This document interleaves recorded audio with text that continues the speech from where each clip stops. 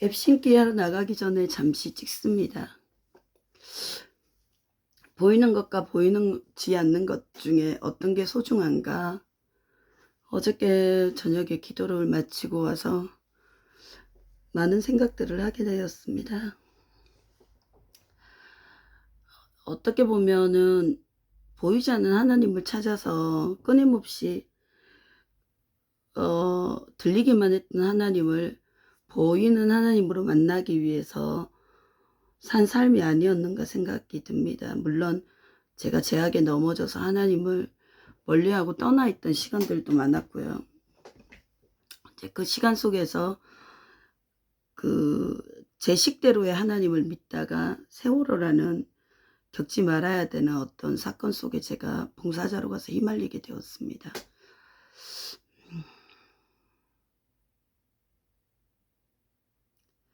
월요일날 민노총에서 모여갖고 인터뷰를 하고 그 시청 앞에서 데모를 하더라고요. 연합뉴스가 5명 이상이 모였다고 TV에서 계속 뉴스로 5명이 모였네, 10명이 모였네 그렇게 나오는데도 민노총은 17에서 20명이 모였는데도 아무런 말이 없고 MBC나 KBS가 그걸 취재하고 있더라고요.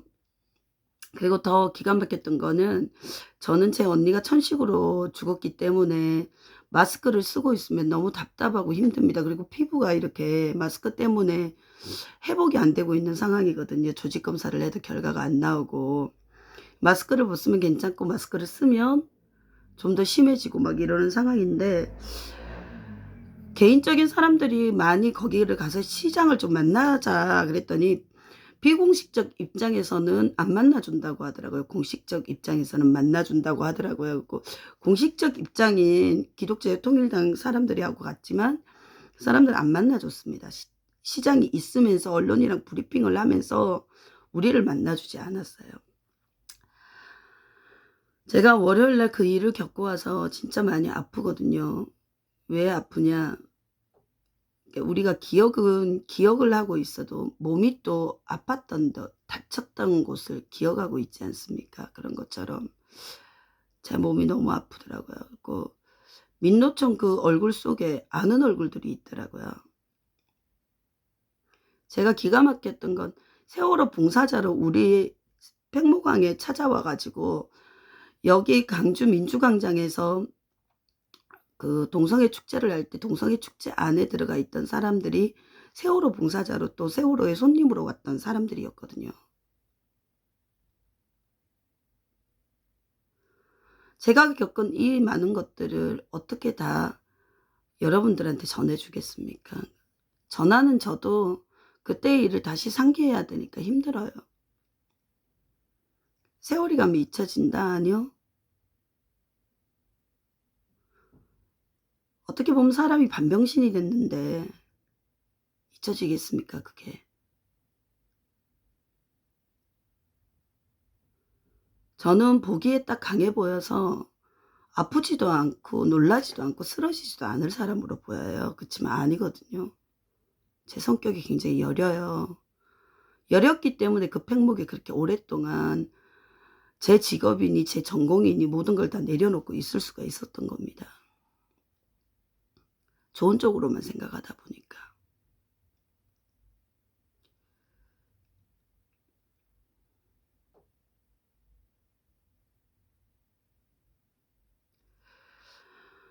고등학교 때 한 친구가 있었어요. 수업 시간에 아 하고 소리를 지르고 이상한 괴성을 내서 친구들한테 왕따 비슷한 거를 겪는 친구였는데 그 친구는 그냥 자기 세계 속에서 사는 친구여서 아이들이 자기 신에 대해서 그런 말들을 한다는 걸 잘 몰랐어요. 근데 저는 아버지가 저를 참 좋은 말들로 잘 길러줬다고 생각하고 거기에 대해서 고마움이 있거든요.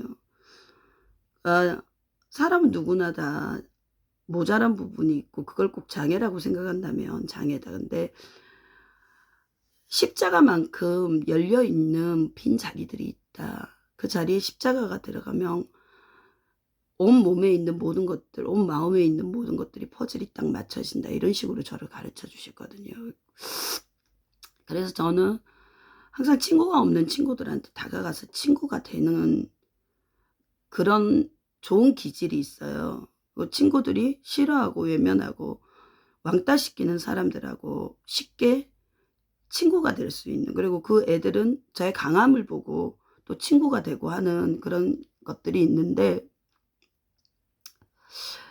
그 친구가 20 몇 년 만에 저희 강주를 찾아왔는데 제가 그때 카렌스라는 차를 끌고 다녔어요. 그랬는데 제가 언제나 그 집에서 너무 많이 오니까 여기 아래층 주인집 이모님이 너무 괴로우셨다 하더라고요. 수년간 저를 견뎌주셔서 너무 감사합니다. 세월호 갔다 와서 제가 너무 많이 우니까 어쩔 땐 너무 많이 울어서 경찰에 신고하고 싶을 때가 있었대요. 괴성을 지르고 우니까. 근데 제가 울 장소를 찾아 차를 몰고 무등산에 올라가면, 무등산을 조금 이렇게 들어가다 보면은 고지를 넘어보면 차를 세우는 저기 뭐야, 터들이 있어요. 그러니까 운전을 하다가 제가 문자 하나를 보고 깜짝 놀래 갖고 운전을 못 하겠길래 차를 이렇게 그 자리에다가 세웠거든요. 근데 그 차 세운 자리 앞에, 근데 그 전날 밤에 제가 그 있는 부분에 가서 울었습니다. 차 안에서 많이. 혼자서 머리를 박으면서 고통스러워서. 근데 제가 그렇게 있으면 차들이 마치 감시하듯이 따라붙고 옆에 와요. 근데 그 차들이 섰던 그 자리에 제가 잠깐 차를 세웠는데 그 자리에 마약 주사기가 뿌려져 있는 겁니다.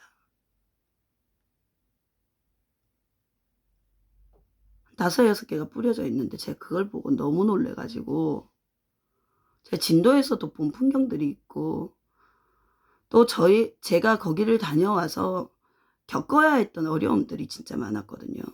그 말로는 다 할 수 없는, 말로 안 되는, 그러니까 눈에 보이지만 그게 사실인데도 사실이라고 믿고 싶지 않은 일들이 너무너무 많았기 때문에, 그래서 저는요, 세월호 봉사 갔다 와서 자살한 채 죽어 나온 사람들이 어떻게 죽어 나왔는지 알아요. 저도 어렸을 때부터 아버지가 심어준 믿음이 없었다면 저도 자살한 채 발견됐을 거예요. 그 정도로 손 안 대고 사람을 죽이는 방법을 알고 있는 사람들 같더라고요. 그 사람들은. 그 민노총 속에 끼어서 아무렇지도 않게 웃고 있는 그 뛰어난 연기력, 팽목에서도 경험했지만 그런 충격들이 오면은요, 몸이 상했던 기억들이 다시 새롭게 재발이 되는 것 같이 아프고요. 그 고통은 하나님에게밖에 토로할 수 없는 아픔입니다. 사람들한테 제가 겪은 일들을 다 얘기하면 미치는 취급받아요. 미치는 취급받아요.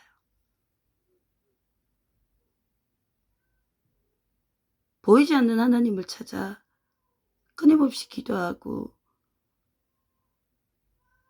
기도의 자리에서 마음의 길을 따라서 하나님을 부르며 찾아가는 길이 있지 않습니까? 그 가운데서 우리가 하나님을 환상 가운데 만날 때도 있고 음성 중에 들을 때도 있지 않습니까? 확신 가운데 이렇게 하나님의 마음이 우리 마음 가운데로 올라올 때도 있고. 근데 보이면서도 그게 사실인데도, 그게 현실인데도 믿기지 않을 일들을 만들어가는 세력이, 이 세력이 있더라고요. 오늘 아침에 7,000명 기도를 위한 기도가 왔는데요. 이들이 왜 교회 프레임을 씌우는지 저는 압니다. 세월호 일만 저에게 충격이 됐던 건 아니거든요. 그 전부터 철저하게 계획되어 있었습니다. 예수 믿는 저를 상대로 해서 개독교니 뭐니 SNS를 통해서 수없이 시향욕을 들어야 했고요. 시발만 해도 지옥 가는 줄 알았던 제가 걸레를 문 것 같은 욕설을 잘할 수 있는 것은 뭐냐면, 그 사람들이 말이 안 통하니까 그들의 방법대로 싸우다 보니까 그렇게 되는 건데, 그냥 사람들이 봤을 때는 우리가 잘못하고 약자인 것처럼 보여요. 그래서 저는 어느 한 면에서 품위를 버려버렸습니다. 왜? 삶이 눈앞에 있기 때문에, 살아야 되기 때문에, 살려야 되기 때문에, 더 이상 질 수 없기 때문에, 쏙 끌 수 없기 때문에. 근데 말입니다. 우리가 성령에 의해서 영몽을 꾸고 환상을 보고 이러는 것들, 하나님이 주시는 것들이 저에게 참 많이 있었단 말입니다. 그런 이야기들을 제가 글로 다 카페나 이런 데에 올려놨었어요. 예전에 SNS로. 그런 말들을 전부 다 섭렵해서 저를 알고 저에게 붙은 사람들이더라고요. 왜 그런 짓을 하면서 살까요? 왜 선하고 착한 마음으로 아프고 가난한 사람들을 도와줘도 모자랄 판에 왜 잘 살고자 하는 사람들을 따라다니면서 그렇게 괴롭히면서 살까요? 제가 물질 자립을 위해서 생전해보지도 않는 식당 일들을 오래도록 해봤는데요. 세상에 인격은 기천이 있지만, 저는 인격은 기천이 있지만 직업은 기천이 없다고 생각하고, 몸 파는 일이 아니라면은요, 최선을 다해서 팔다리가 건강할 때는 할 수 있어야 된다고 저는 생각하는 사람입니다.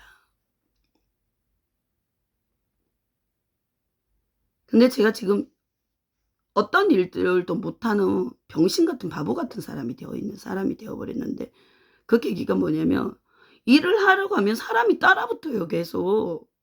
그러면서 "아줌마 이 고추가 맵소 안 맵소?" "아줌마 이 고구마 벗겨 먹어야 되죠." "아 나는 아줌마를 벗겨 먹고 싶네." 막 이런 음란과 생전 경험하지도 못한 더러운 음란배설 속에서 몸과 마음이 병들 대로 병들어 왔습니다. 유일하게 할 수 있는 일은 제 주인인 하나님께 기도하는 방법밖에 없었어요. 거의 죽지 못해 살고 있던 사람이었거든요. 지금 정강훈 목사님과 또 하나님 보내주신 우리 목사님을 통해서 이 복음으로 말미암아서 믿음의 벽을 깨고 일어나는 힘을 길러보고자 성령을 붙들려고, 저도 정말 신앙적인 힘 아니면 이게 극복이 안 돼요. 알아요, 저는. 약으로도 못 고쳐요, 이거는.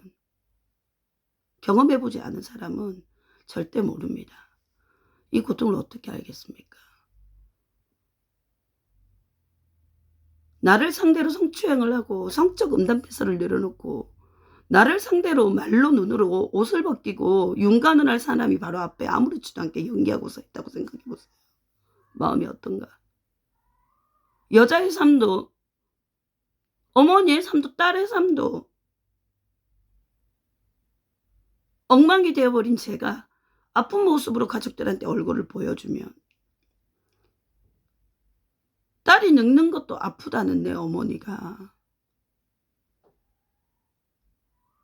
그런 나를 보면서 얼마나 가슴이 아프겠습니까?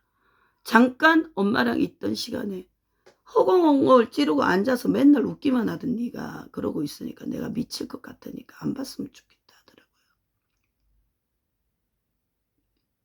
그리고 나서 안 본 지가 수년이 되어갑니다. 명절이 다가오고 생일이 다가오고 아무것도 해줄 수 없는 딸이지만 그래도 딸이 건강하다, 우스갯소리 하나라도 엄마 얼굴에 한 모금의 웃음이라도 건네줄 수 있는 딸인데, 사람은 있다는 것만 알지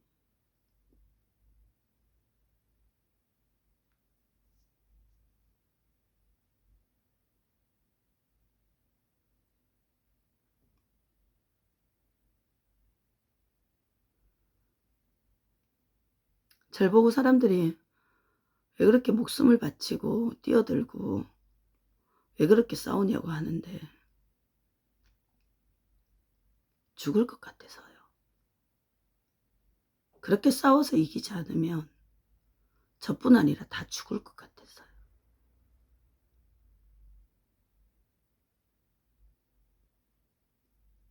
저는 또 돌봐야 될 사람이 없고 저 혼자기 때문에, 누군가가 먼저 앞서서 싸우다가 죽어야 된다면 제가 죽어야 되는 게 옳고요.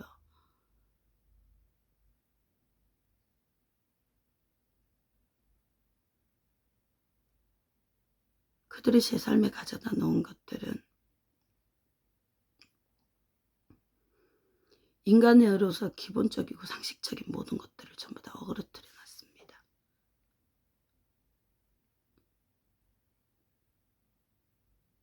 그 어느 것도 그걸 세워주지 못합니다.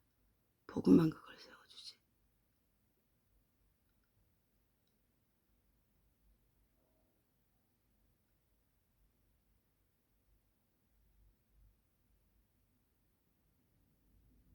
며칠 전 이를 닦는데, 얼마 전 이를 닦는데 이가 이상해서 이렇게 이쑤시개 같은 걸로 파봤더니 이가 테두리만 남고 속이 텅텅 비어버렸더라고요. 어금니들이.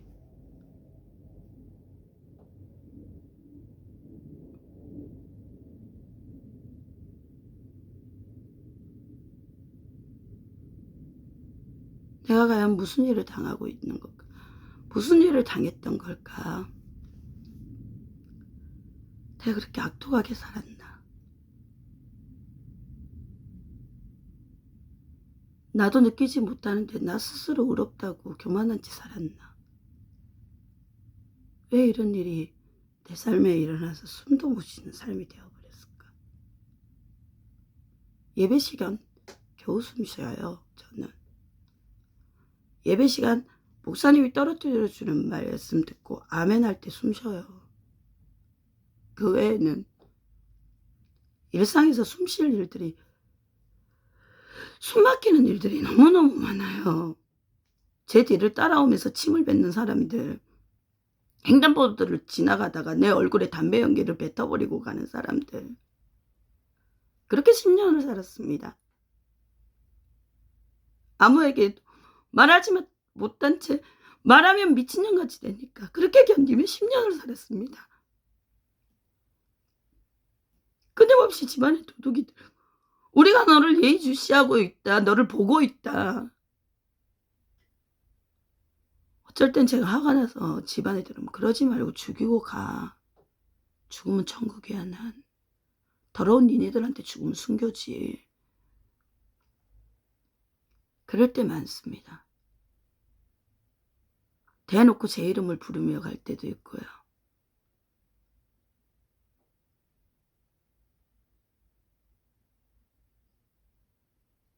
듣고 계시면서 이 사실을 믿어지세요?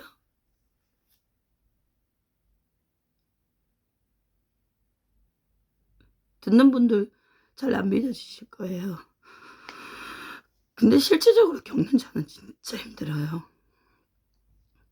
내 친구한테 저거 보라고. 저 마약 주사기야. 이게 왜 여기에 깔려 있을까? 우리 친구가 무시하고 가자고. 예영아 너무 깊이 파지 말라고. 그러다가 너무 힘들어서 어떡하려고 그러냐고.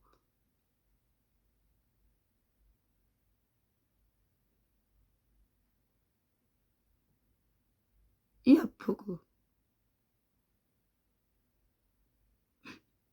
이 이유 같지 않은 그런 경우를 당해야 돼. 아무런 이유가 없는데 그런 상황을 수년째 당하면서 삶이 피폐해지고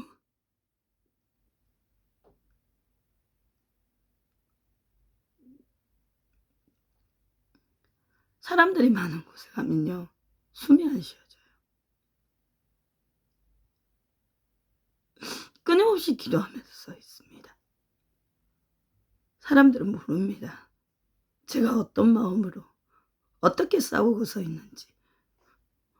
날마다 피할 수는 없는 거잖아요. 언젠가는 부딪혀서 이겨야 되는 거잖아요.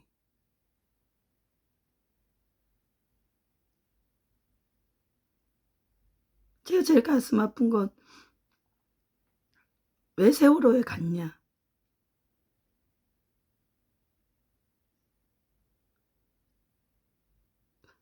제가 가장 사랑하는 사람이 봉사를 한다고 해서 같이 하려고 갔고요. 한 번도 대한민국에 그런 일이 일어났을 때 제가 한 번도 어떤 봉사를 해본 적이 없어서 갔고요. 우리 집이 물가집이라 물에 빠져 죽은 애들을 건져오면요.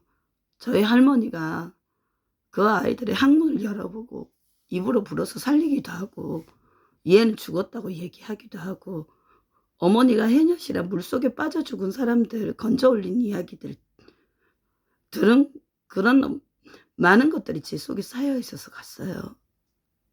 도움이 될까 해서요. 저도 언니를 잃고 동생을 잃어봤기 때문에 가족이 잃은 슬픔이 너무 아프다고 해서 제가 가서 뭔가 할 일이 있다면 보태주고 도와주고 해주고 오고 싶어서 갔어요. 돈을 바래서 간 것도 아니고 명예를 바래서 간 건 절대 아닙니다.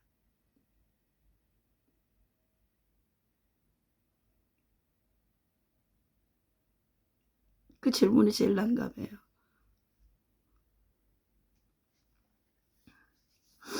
하나님이 팔이 짧아서 저를 그대로 내버려 둘까요? 하나님이 가난해서 저를 그대로 내버려 둘까요? 전 그렇게 생각 안 합니다. 이 강고 끝에, 이 고난 끝에 뭔가 하나님이 계획하고 기다리고 계시는 일이 있을 거라고 저는 생각합니다. 고통스러워도 저는 가야 합니다. 아파도 저는 선한 일에 앞장서야 합니다. 나라 팔아먹고 망하게 하는 사람들, 그건 몰라. 그 사람들 돕는다고. 제 인생에 어쩌면 가장 아름다울 초중년의 삶들이 깨진 유리처럼 다 깨져버렸어요. 몸도 마음도. 여자로서의 삶도, 엄마로서의 의지도, 딸로서의 자랑스러움도. 세월호 특별법은요, 죽어갔던 사람들도 있고 이렇게 죽음을 이기고 사는 사람들이 있는데, 세월호 특별법은요.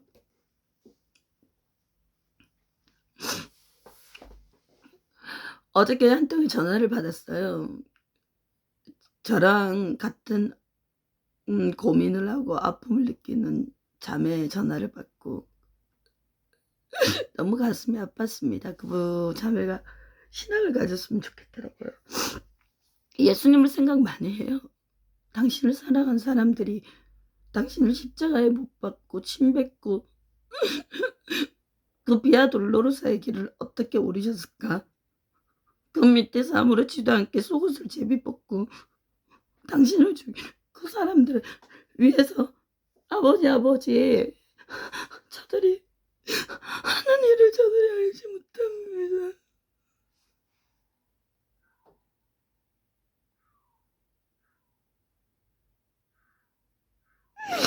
저들 용서해 주십시오.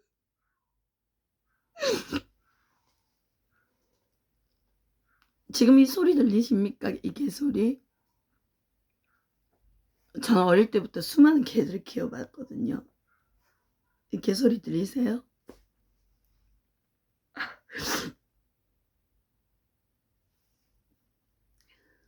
세월호 다녀와서 맞은편에서 살인사건이 났어요.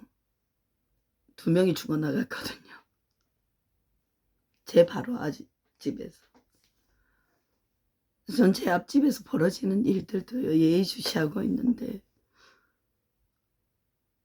과간입니다. 많은 것들을 엿듣고 많은 것들을 깨닫고 있습니다. 왜 그렇게 이사가 자주 들락날락하고 사람이 바뀌는지 저는 압니다. 힘없고 돈 없고 연약한 자가 뭘 하겠습니까? 그런데 우리 하나님은요, 지금 이런 모든 가정들을 다 지켜보고 계십니다. 제가 스스로 자살한 채 나가야 그 사람들의 제목이 없어지겠죠. 근데 전 절대 자살하지 않습니다. 제가 자살하면 제 안에 있는 하나님이 욕먹고 어려우면 자살해야 된다라는 세상이 될 테니까요. 그 사람들이 끌어오는 세상. 어려우면 자살하는 세상. 저는 제 소유가 하나님이기 때문에 저를 죽일 권한이 없습니다. 오늘도 저는 엇갈기 운동 나가는데요. 여러분들도 엇갈기 많이 하셔가지고 우리가 한데 조직된 힘을 모아서 폭포수와 같이 댐의 물같이 더러운 것들을 보면 씻어내릴 줄 아는 힘이 됩시다. 눈보라 속에서도 꽃들은 핍니다. 아우슈비츠 수용소에서 살아남은 한 분, 유대인 분이 죽고 싶은 그 절망의 순간에 철장 너머로 핀 장미꽃을 보고 하나님의 사심을 생각하고 살았다 하더라고요.